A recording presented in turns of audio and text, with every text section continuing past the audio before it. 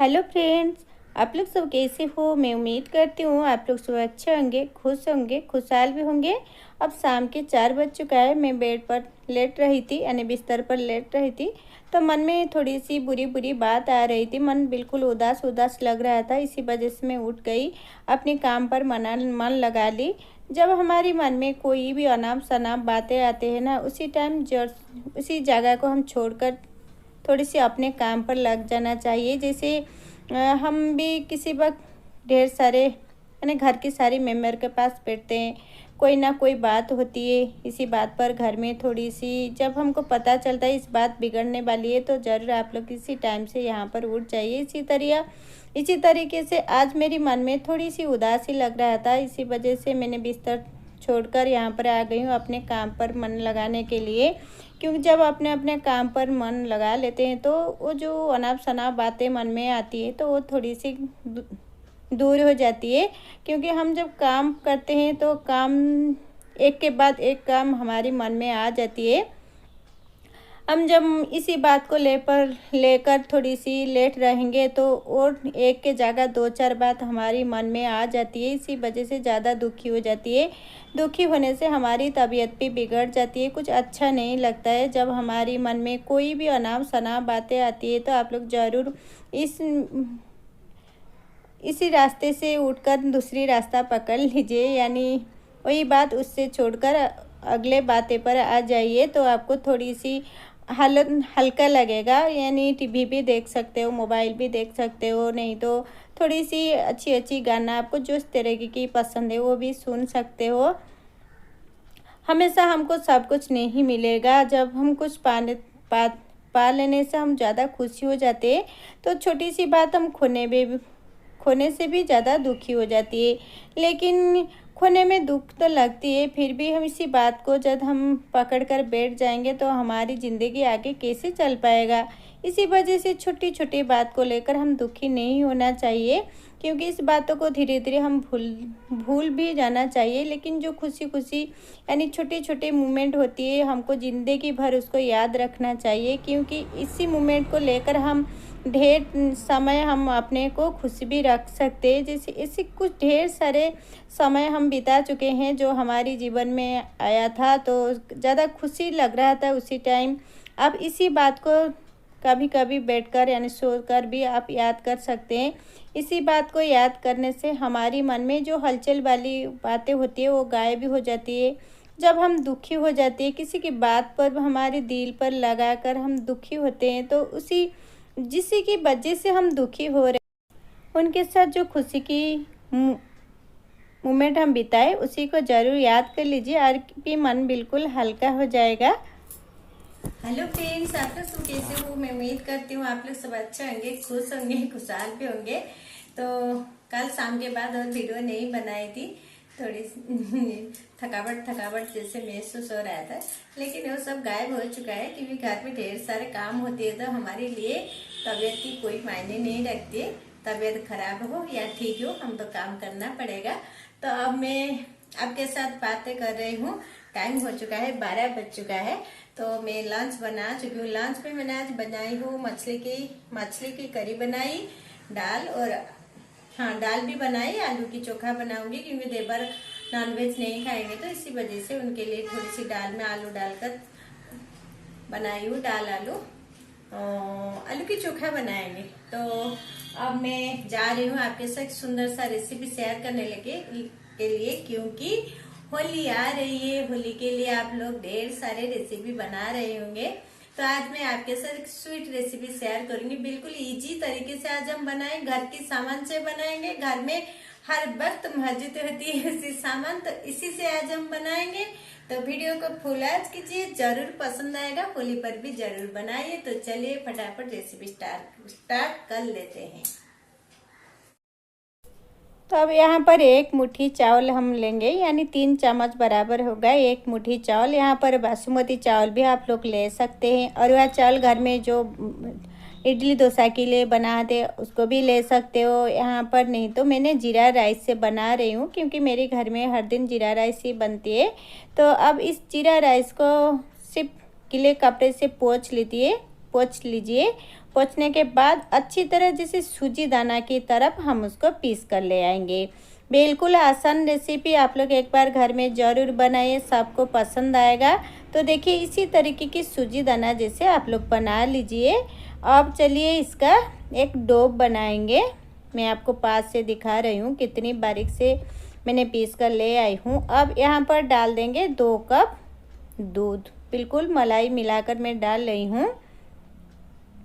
2 cup दूध डाल देंगे क्योंकि 1 मुट्ठी चावल के लिए 2 कप दूध सफिशेंट होगा। यहाँ पर 3 चम्मच में डाल रही हूँ चीनी, क्योंकि मैंने 3 चम्मच की बराबर डाली थी चावल। यहाँ पर 1 चम्मच मैंने डाल ली हूँ हरी इलायची की पाउडर, थोड़ी सी फ्लेवर के लिए। मिठाई बना रहे हैं तो आपके पास और कोई फ्लेवर है तो आप लोग डाल भी सकते हो। अच्छी तरह मिक्स कर लेंगे। थोड़ी सी उबाल आ रही है, धीरे धीरे चीनी घुल भी चुका है। अब हम इसमें डाल देंगे जो पीस कर रखे थे चावल की आटा, इसमें डाल देंगे। बिल्कुल सूजी की तरह मैं बनाकर पीसी हूँ, तो आप लोग इसी तरीके से पीस लीजिए। अच्छी तरह हम इसमें मिलाकर मीडियम आंच पर एक डो बनाएंगे चावल की। तो देखिए धीरे धीरे हमारी बैटर भी गाढ़ा हो रही है। अब इसमें 2 चम्मच सूखा नारियल को मैंने घिस ली थी। घर में हमारी जो गोला वाली नारियल होती है, नहीं तो आपके पास जो डेसिकेटेड कोकोनट पाउडर होती है आपके पास है तो आप डाल सकते हैं, नहीं तो फ्रेश कोकोनट भी डाल सकते हो। अब फ्रेश कोकोनट डाल रहे हो तो दूध के साथ मिला लीजिए, बाद में चावल की आटा डाल दीजिए। अब हम उसके गैस को बंद कर लेते। अब इसी बैटर को हम निकाल लेते हैं एक प्लेट के ऊपर। अब हम इसको थोड़ी देर फैला लेते हैं। अब इसी चावल की जो डो हमने बनाएंगे तो इसे थोड़ी देर ठंडा होने के लिए छोड़ देंगे। जब हल्की हल्की गर्म होगा इसी टाइम हम दूसरा प्रोसेस स्टार्ट करेंगे। इसी तरह थोड़ी सी गीला गीला जब होती है इसी टाइम इसको निकाल लीजिए, ज़्यादा सूखा मत कीजिए। अब इसमें थोड़ी सी ठंडा हो चुका था तो यहाँ पर डाल देंगे 3 चम्मच मैदा यहाँ पर आपकी थोड़ी सी 3 चम्मच से नहीं बन रही है, यानी डो अच्छी तरह नहीं बन पा रहेगी तो 2 चम्मच और मैदा भी डाल सकते हो। यहाँ पर चुटकी भर खाने वाला सोडा यानी बेकिंग सोडा डाल देंगे। अब इसमें डाल देंगे 1 चम्मच देसी घी ज़रूर डालिए क्योंकि मिठाई बना रही है।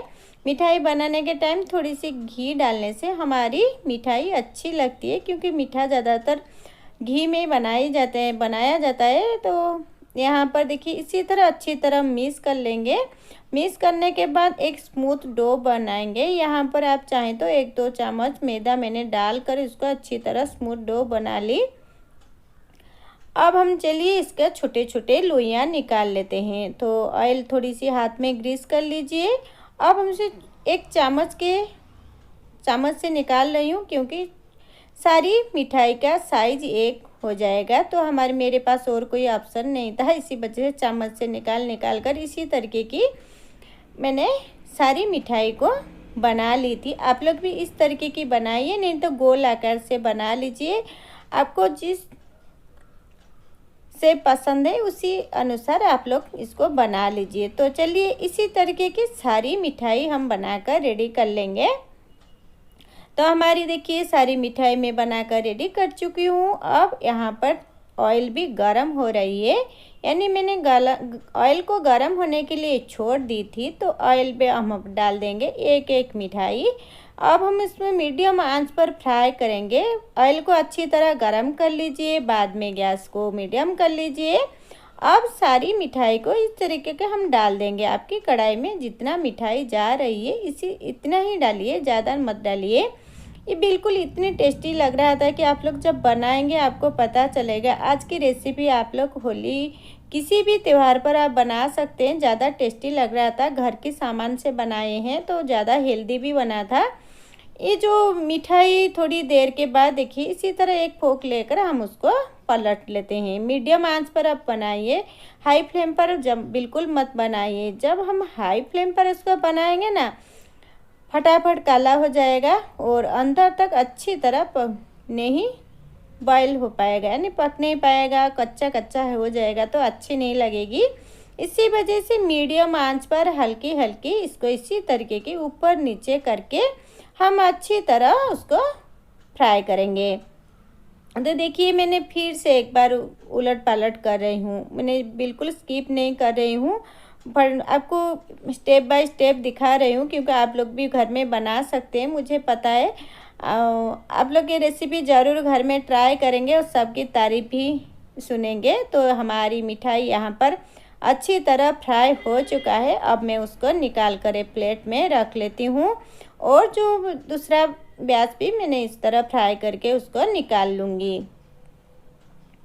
आज की वीडियो आपको पसंद आई तो प्लीज़ मुझे कमेंट करके बताना और एक वीडियो को एक लाइक करने के लिए भी मत भूलना और चैनल को ज़रूर सब्सक्राइब कर लीजिए।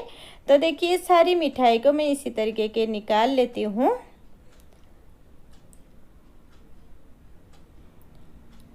आप वीडियो को एक लाइक करने के साथ चैनल को सब्सक्राइब कर लीजिए और उसके बाद बेल आइकन को भी क्लिक कर लीजिए।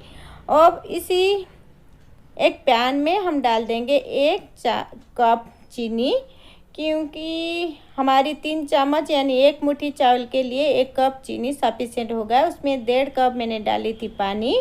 तो हरी इलायची को कूट कर डाल दी थी। मीडियम आंच पर हम थोड़ी सी शीरा को चिपचिपा होने के लिए छोड़ देंगे। बाद में सारी मिठाई को हम इसमें डाल देंगे। तो देखिए डालने के बाद 1 मिनट के लिए आप उबाल लीजिए। अब उलट पालट कर लीजिए। उबालकर गैस को अब कम कर लेंगे बंद और ढक्कन लगाकर छोड़ देते हैं कुछ देर के लिए। देखिए हमारी जितना चाशनी था सब सूख चुका है। तो अब मैं आपको एक तोड़ कर दिखाती हूँ कितनी सॉफ्ट बनी है। अब खाना पीना सब हो चुका है, मिठाई भी थोड़ी सी कम हो गई है क्योंकि इतनी टेस्टी लग रहा था, सब लेकर खा चुके हैं। तो मैं जो थोड़ा सा बच्चा है मैं उसका टिफिन में भर लेती हूँ। रात में खाएंगे रोटी के साथ।